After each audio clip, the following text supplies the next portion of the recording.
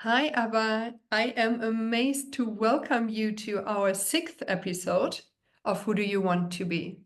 I absolutely loved last week's conversation where we spoke about how can we, if at all, future-proof our lives. And of course, it turned out that in the end, the way we can future-proof our life is very limited because of all the external influences we are under. So we were discussing that in the end, what we need to focus on is really ourselves and understanding how we can make sure that we stay healthy and that we have a very good control, at least over our energy and our health. So that got me thinking into what do we actually do if life doesn't go the way that we wanted it to? Because we were talking so much in our episodes about setting goals for ourselves. What do we want to achieve? How do we plan for something? So, what happens if life just happens to us and we have to adapt to it? And I know, Abba, that you have recently been under one of those life attacks. So, would you mind sharing what happened? It's such an important thing to talk about because we don't talk about it until it happens. We don't even think about it. I usually am one of those people who sometimes I want to say I take life for granted a little bit because I feel like everything's going to work out, everything's going to be okay. I'm going to do this, and then I'm going to do this, and then I'm going to do this, and then everything's going to be smooth because I feel like I'm lucky. In Dubai, I've got my systems set up, I've got my work stuffs going on, I've got a structure in the house.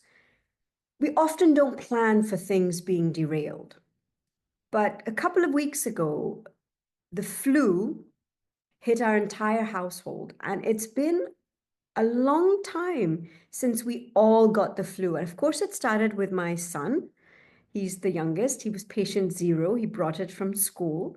He was down for a week.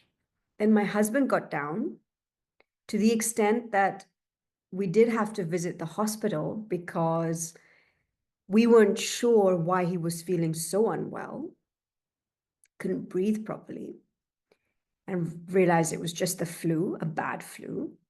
And then my daughter got it. And then, as of a week ago, I got it. If you go from day one of my son getting it to today, and I've had it for a week, I'm much better now. 3 weeks did not go as I had planned them. I'm in the middle of launching my signature program. We've had a lot of meetings planned. I had workshops planned. I've had trips to Abu Dhabi planned. And I've not been able to do anything. I've had to literally stop everything, look after my son. Once he was a bit better, look after my husband. Once he was a bit better, look after my daughter. And then I got sick, so I had to look after myself. And you all know when you're sick, it's very hard to function and do much else. At the same time, I didn't want to use the fact that I'm sick to impede all my plans and all the goals I had and everything I wanted to do. So after a few days of frustration, I realized that this is totally out of my control. My body needs to rest now. But I also don't want to use it as an excuse. So, what can I do to keep the ball rolling while still being a caretaker, looking after my family and myself? And what ended up happening was it forced me to look at my to-do list, strip everything, all the nice to do, should do's, everything. I canceled all of it, composed myself, and said to continue moving the needle in my business, for example, if I can just do one and two things, I can stay on track. And it was really having to step back and compose myself without getting frustrated and look at everything and be realistic and say, I cannot do all these things. And then ask myself, do I really need to do them anyway? And then I was able to tell myself, or I was able to understand that half the things on my to-do list were really not important. And I feel like it's a very feminine thing. I think as women, we do have big to-do lists. I'm a big list person. I like to write down everything I need to do, even if it's small. And sometimes we give the same weightage to a small thing and to a big thing. And then we often get distracted by the small things and don't focus on the big things. So I think when life derails you a little bit, like it did for me, rather than use it as an excuse, I think being intentional about what we want to achieve and then looking at our list of things to do and being very realistic was the only thing that helped me. And also accepting that the way you chose to go about something just has to change. It's not really a one size fits all answer. There's no one way to do this. But I think pulling back and being intentional and just focusing on what really matters in the time was one way that I managed to keep my calm and move forward.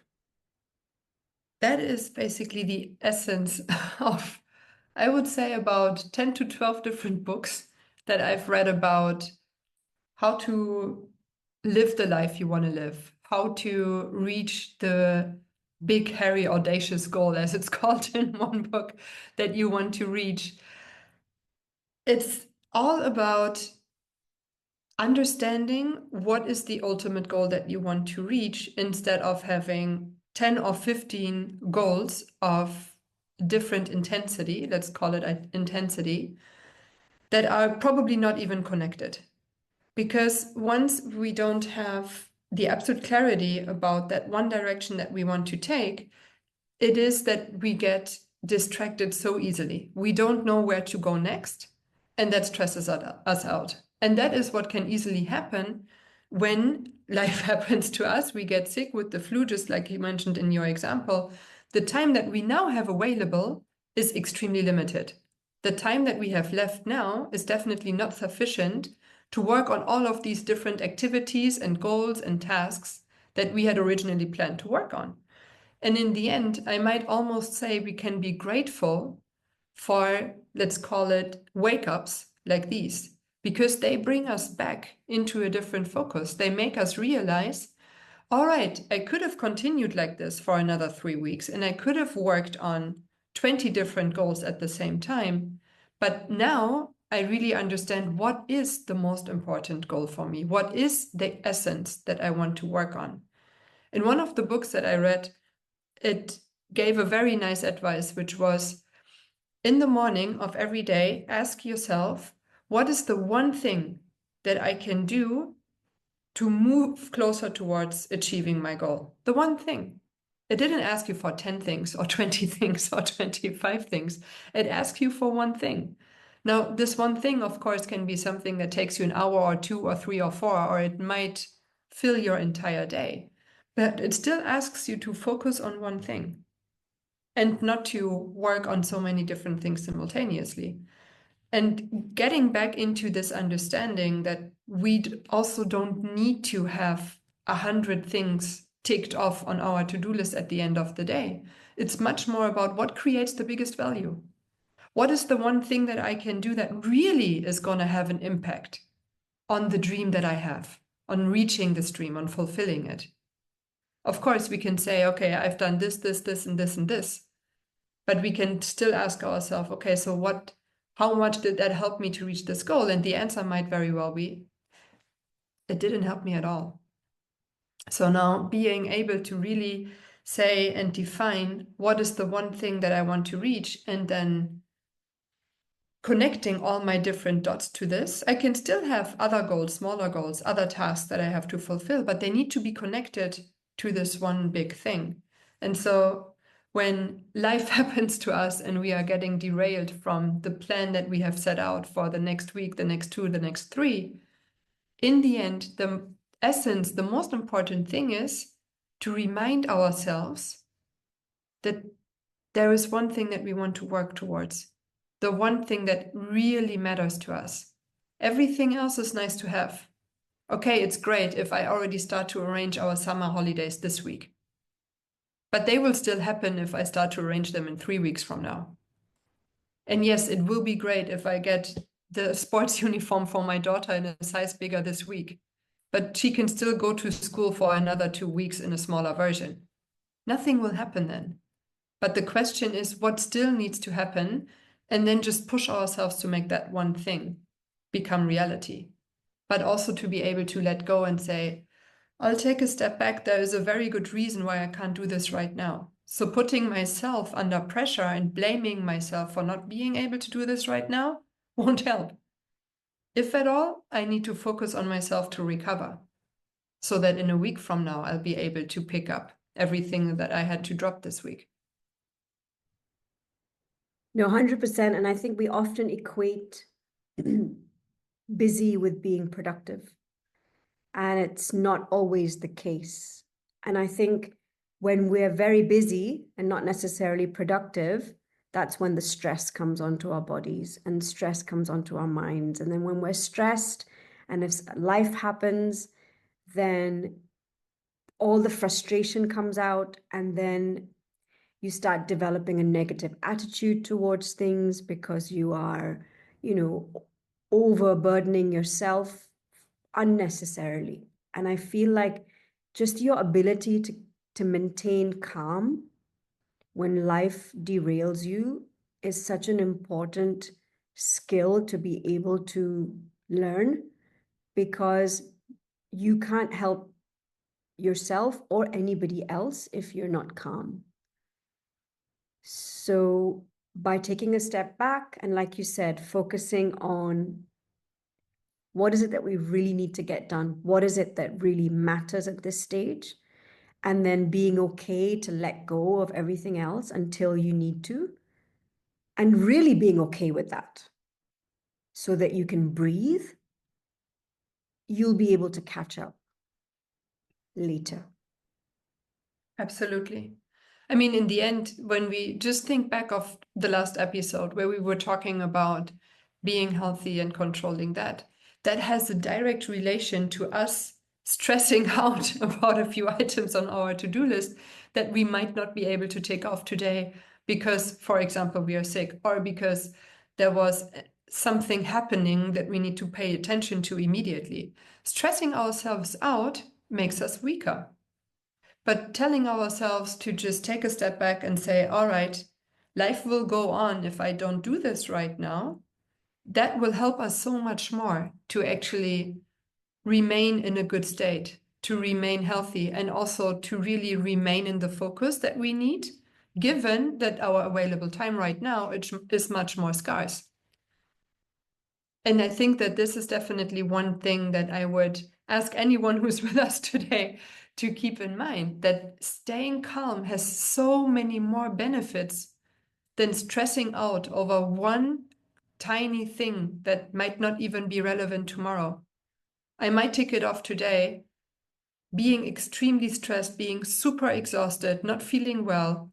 And in a week from now, it wouldn't even have mattered anymore. This is another thing, right? I mean, we all tend to give too much importance to things that seem urgent right now. But if we consider where we're going to be in a week from now, in a month from now, in a year from now, many of those things won't even have mattered. They wouldn't have changed anything at all.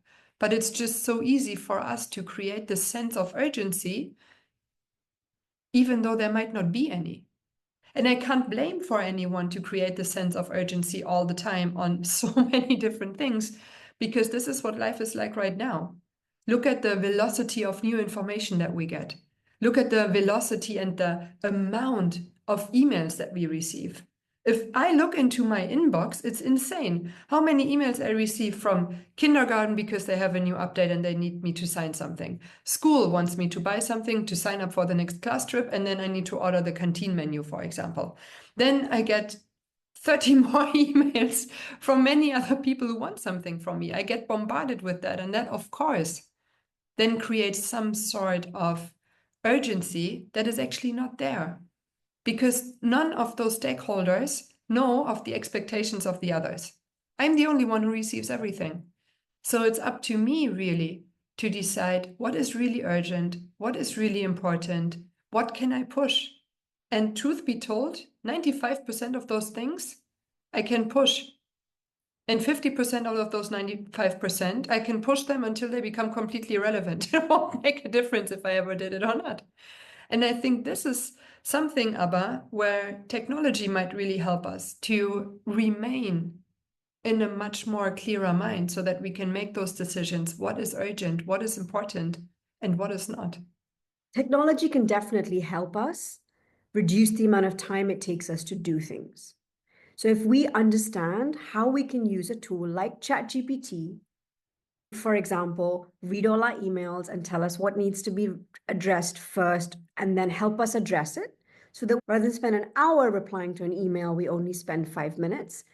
There's a role of technology to help us reduce the amount of time it takes us to do our regular mundane tasks. And that is really why technology has come into our lives. Tools like ChatGPT are very good at doing mundane tasks. It's very good to help us doing our low leverage tasks that we don't want to spend too much time on, whether that's organizing our day or organizing our child's life or replying to emails. If you know how to use these tools, you can actually get them to do your lowest leverage tasks much faster so that you have more time to spend on your higher order tasks. And this is something I talk about a lot in all my workshops. The whole point of using technology is not to take over all the important tasks in our life, but to take over all the mundane tasks so that we have more time to focus on the important tasks. And whether it's ChatGPT or Claude, or whether it's a different tool altogether, there is something to help you do it. You just have to be open. You need to identify where you're getting stuck. You need to identify what you're spending way too much time on, and then find a tool that can help you reduce the amount of time you spend on those things. So for example, maybe you're not a very strong writer and you need to write lots of emails to school. If you learn how to use ChatGPT properly, ChatGPT can help you write these emails, maybe to the principal, maybe to the school teacher, very, very fast. So technology is here to help us in so many different parts of our life. We just need to make sure we identify what it can help us with and use it for that, so that we don't waste time trying to use it for things that it really can't help us with.